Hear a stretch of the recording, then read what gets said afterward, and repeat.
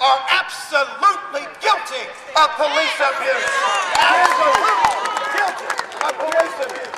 Guilty, guilty, guilty, Guilty, guilty, guilty, guilty, guilty, guilty, guilty, guilty, guilty, guilty, guilty, guilty, guilty.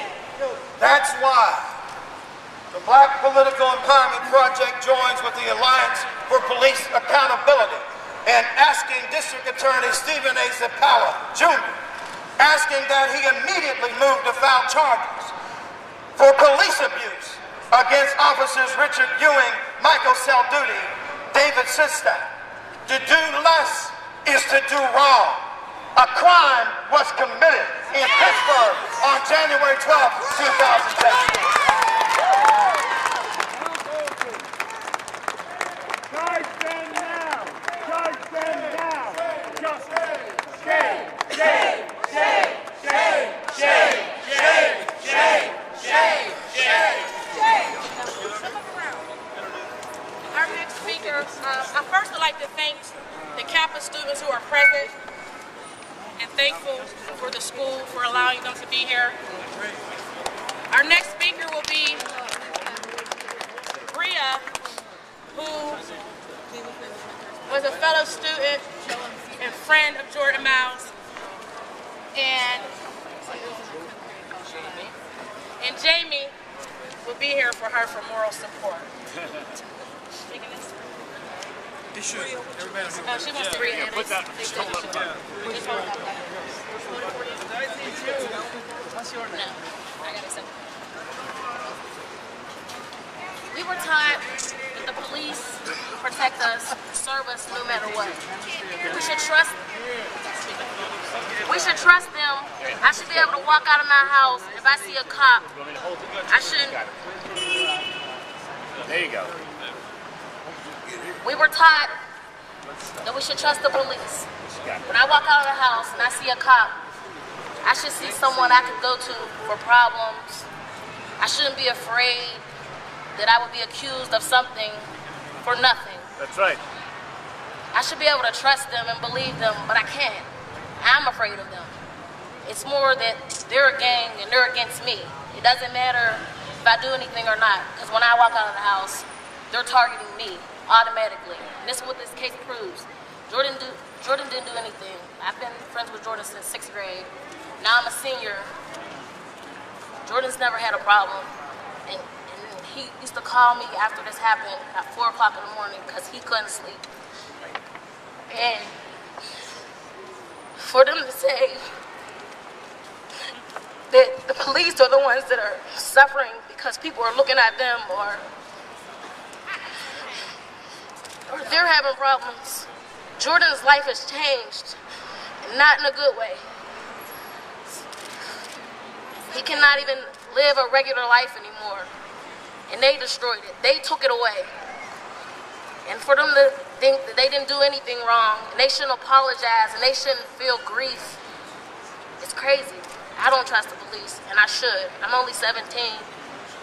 I should feel like the police officers are a confidant, but they're not. They're not. All right. Yeah. All police officers.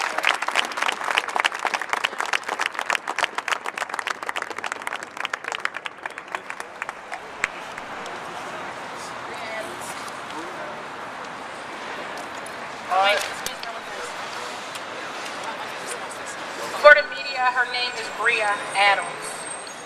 Is that B-R-E-A? My name is Peter Shell. I'm with the Thomas Merton Center for Peace and Justice, and I'm an active supporter and a member of the Alliance for Police Accountability. I come here to stand in unity and solidarity with everybody here who is so upset and frustrated with the lack of any justice for Jordan Miles. Last year, in August, we gathered close to 1,000 petitions. We gathered 1,000 petitions asking DA Stephen Zappala to prosecute the police who so brutally beat Jordan Miles. We delivered them to his office right down the street there. And we were met by one of his aides who told us that the DA would not open an investigation while a federal case was open against them. Now that the feds have stated that their case is closed, we fully expect DA Zappala to open a case and charge them with criminal brutality against Jordan Miles.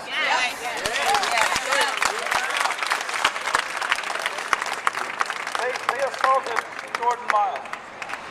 DA Zappala is the one who can bring justice in this case. He is our elected representative. We put him into office or we can take him out of office. Right now, we expect him to do his job, to bring justice in this case. We need justice. That's the only way we're going to stop this kind of pattern of police brutality that happens over and over and over again in Pittsburgh, is holding those officers accountable who so brutally beat people, and they usually target people of color, as we all know. So we call on DA Zappala today to prosecute those police with criminal charges. That's the best way we can stop police brutality, is holding the officers accountable. And if we're going to be marching on his office again and again until he does.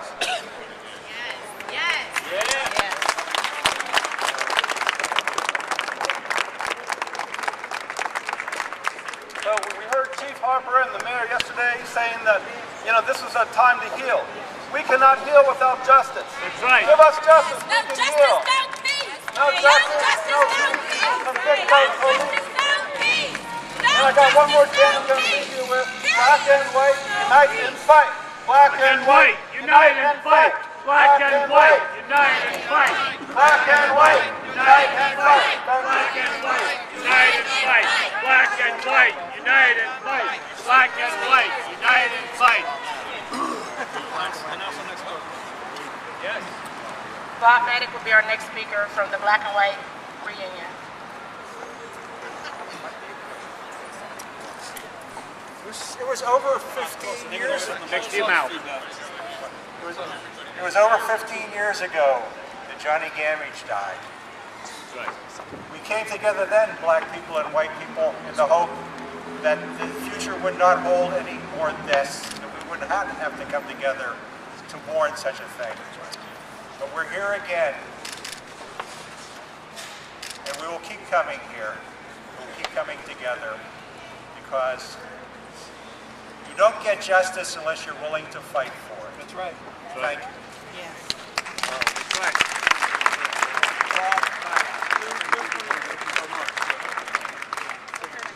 Our next speaker will be Paradise Gray from One Hood.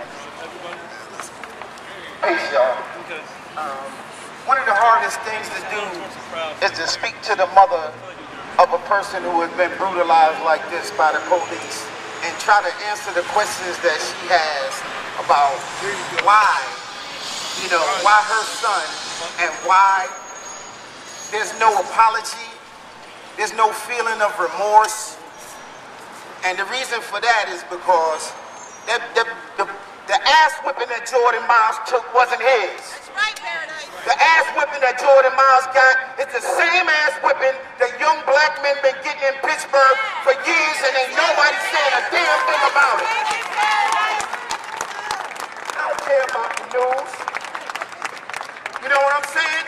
It's the same ass whipping that we've been taking for years, but finally, a person who was humble and kind got his ass whipped. Y'all whipped the wrong nigga's ass this time. That's what the problem is.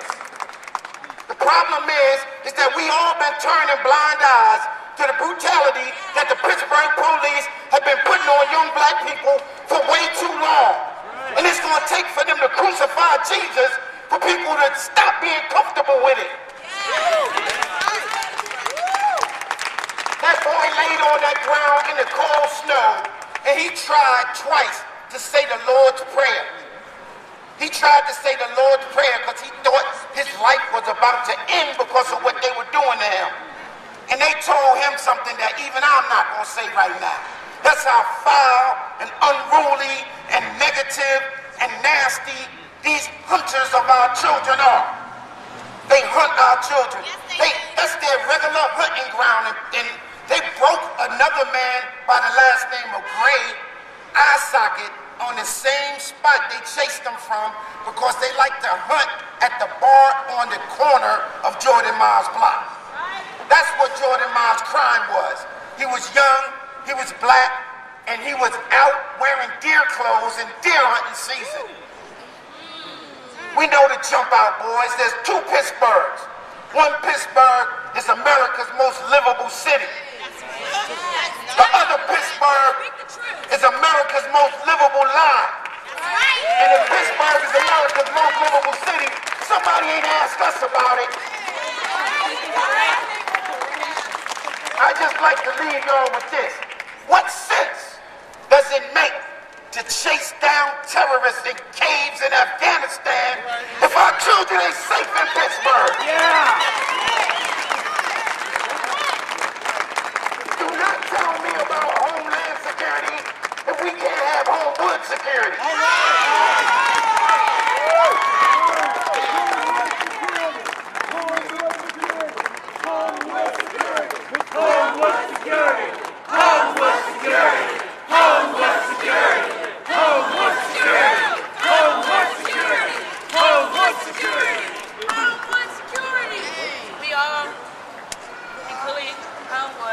Need to be secure.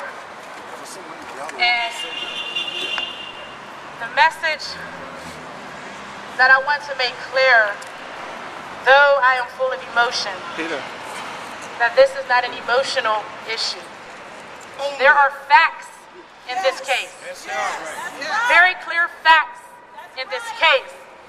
And what I fail to understand is how police officers can give an account of a story with no corroborating evidence. None whatsoever. I need the city to remember that these gentlemen lied in court. Yes. Lied in court. There was only one witness. One witness in this entire case. And her story is the reason why Jordan Miles' charges were dismissed. Because the police lied. And Judge Petit knew that. So if you did no wrong, you have nothing to hide. Why are you lying? And the last time I checked, that was a crime. The last time I checked, perjury was a crime. She made her hurt. The last time I checked, you were not allowed to lie under oath. There are so many things in this case that have been overlooked by our city. The Department of Justice just gave Pittsburgh, they feel, just gave Pittsburgh a reason not to prosecute. That's right.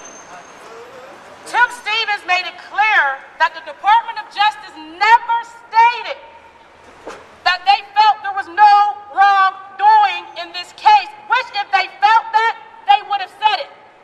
They never stated that they felt there was not a crime committed. They simply stated that if anyone that knows anything about the law knows that the federal agents will not take on a case that they feel that they cannot win. That's correct. They simply stated that they did not find enough or sufficient evidence to try these three officers. Not that there was no evidence. So now we turn to our very own DA. That's right. In our very own city, who holds the power to prosecute these three officers. I want to read a quote from an associate, Mr. Dan O'Hara. He stated that these three officers are now vindicated. Lies.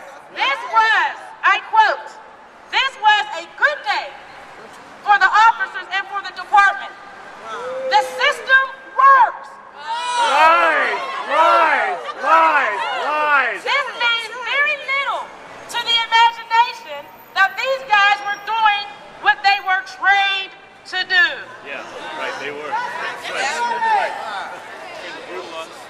It was a good day in the city of Pittsburgh.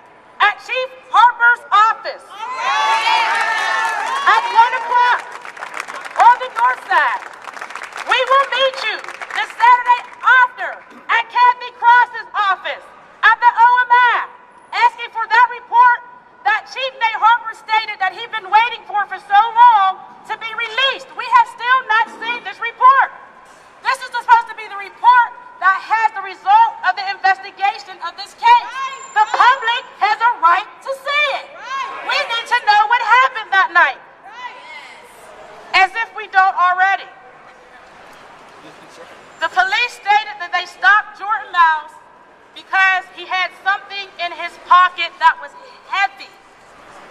Heavy enough for them to see from a car at 11:30 at night. Wow. This turned out to be, as they stated, a Mountain Dew bottle. Are they not responsible or required to produce evidence in the case?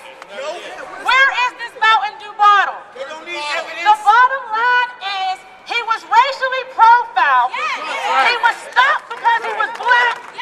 Walking up the street at 11:30 at night, he ran and they thought he was guilty of something and they whooped his behind. This happens all of the time, Pittsburgh. The only reason you usually don't hear about it is because sometimes people are doing wrong and they are afraid to stand up because they feel as though if they were guilty for having a bag of weed in their pocket, no one's going to listen to them. Right. Jordan Miles so happened to really be innocent. That's right. He had nothing. That's right. Nothing. My question is, why was he stopped? Why did he run if he had nothing on him? Use common sense, Pittsburgh. Why did he run if he was doing no wrong? He was scared because a vehicle that could have been anybody pulled up screeching and stopped and he ran. Intimidation. They had no uniform on. Jordan Miles did not run from the police.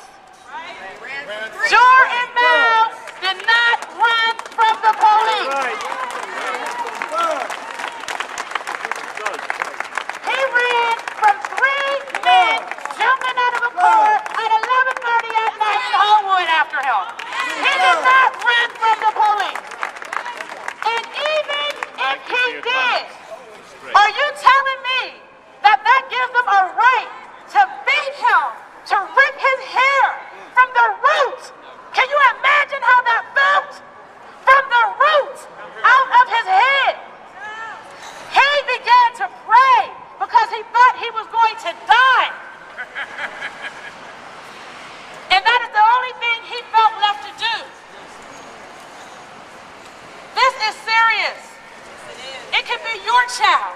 What's our child? He is our child. And I asked Chief Nate Harper a question that a friend of mine asked. Would you sit your son or daughter down and tell them, after they suffered such pain, such a brutal beating, and such an injustice, to simply next time stop? Would you tell your children, after their hair was ripped out of their head, they were beaten with tree branches, to simply not run next time? No way. No way. Run like hell. I might need to run like hell. Run faster. Yeah. Faster. Run That's right. faster. I'm back. I have a statement to read from Ms. Terez Miles, who would like to have been here, She was too upset. but was too upset to stand before you.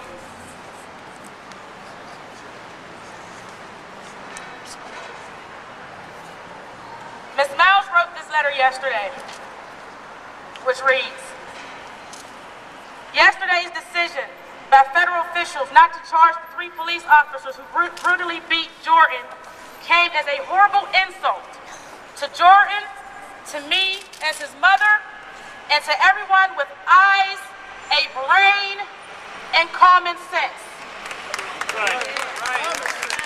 We fail to understand why only one of the officers testified before the grand jury, since all 3 claimed that they were willing to do so. We are confused as to why, even with all of the evidence of Jordan's ordeal and his innocence, and with absolutely no evidence supporting the officer's version of events, the feds didn't believe that this case against the officers was winnable at the federal federal level. This decision sends a very clear message that any power-hungry control freak with violent tendencies can obtain employment with the Pittsburgh Police Department, where they will be handsomely compensated for taking out their aggression on civilians while being coddled by their brothers in blue and treated with complete impunity. That's right. This has got to end right now. Yes. Right. Yes. That's right. There cannot be another person, whether completely innocent like Jordy or not, senselessly beaten or worse, by police officers whose job it is to protect and serve. We are not surprised, but we are outraged by yesterday's decision. But this fight is not over. No, it's not. I believe that there will be justice for Jordan, along with the necessary changes to ensure that this never happens again. That's right. DA Zapala, I implore you to do the right thing and prosecute these 3 officers. A jury needs to hear this case and weigh all the evidence. That's right. That's right. Right. The city is no safer with these 3 officers on the streets. Their conduct on the night of January 12, 2010 was so heinous that they need to be fired. Not reinstated on the job. It's time for everyone involved in law enforcement to stop turning a blind eye and a deaf ear to police misconduct. I'm going to repeat that. Because we are told that not all police officers are bad. That's right. Well, it is time, Ms. Miles says, for everyone involved in law enforcement to stop turning a blind eye and a deaf ear to police misconduct. Otherwise, the animosity and distrust that exists between citizens and the police will continue to deepen. God bless all of you, and Jordan says thank you for coming out in support of him. And I thank you. Our next rally and protest, we will be stomping on the ground of Chief Nate Harper's office on the north side at the Pittsburgh Police Headquarters next Saturday at 1 o'clock. The following Saturday at 1 o'clock, we will be in the Strip District at the Office of Municipal Investigations visiting Ms. Kathy Cross. The following week, we will be back down here asking our DA if he has made up his mind and made a decision that he would uphold his job to do what he is supposed to do, which is prosecute crimes. He is not in office to just prosecute crimes of civilians. He is in office to prosecute anyone that commits a crime. That's right. Pittsburgh, remember your power. That's right. Yes. Remember who you are. Yes. I cannot reiterate that you have to know your power. Yes. I talked to so many people last night who have given up any hope and thinks that this will just go on and continue, and they are allowed to do this, and there is nothing that we can do, and that is not the case. As long as you continue to think that and not come out, that will be the case. But you have to be here, and you also have to vote. That's right. In each and every election, not just the president. This is not President Obama who was not prosecuting these police officers.